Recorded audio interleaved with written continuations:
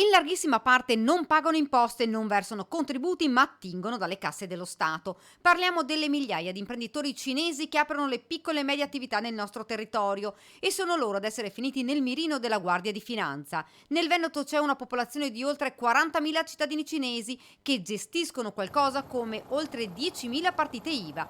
Dunque, ogni 4 cinesi c'è un imprenditore. E ci siamo accorti che gli amici cinesi purtroppo hanno una fedeltà fiscale, meglio definirla infedeltà fiscale, altissima, perché bisogna pensare che il 58% delle dichiarazioni di queste partite IVA dichiara reddito zero, il 21% di queste 11.000 partite IVA dichiara poco più di 5.000 euro, in ogni caso meno di 6.000 euro.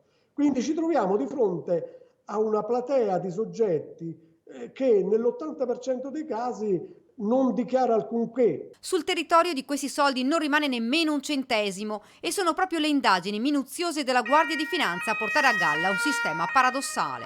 Gli amici cinesi in un decennio hanno portato via dal nostro territorio circa 600 milioni di euro. Quindi quello che avrebbe dovuto essere reddito dichiarato nel nostro paese in realtà si è volatilizzato verso altri lidi. Infedeltà, la parola chiave per queste attività anche da un punto di vista contributivo. In un decennio oltre 230 milioni di euro di contributi non sono stati versati all'INPS. C'è una situazione paradossale.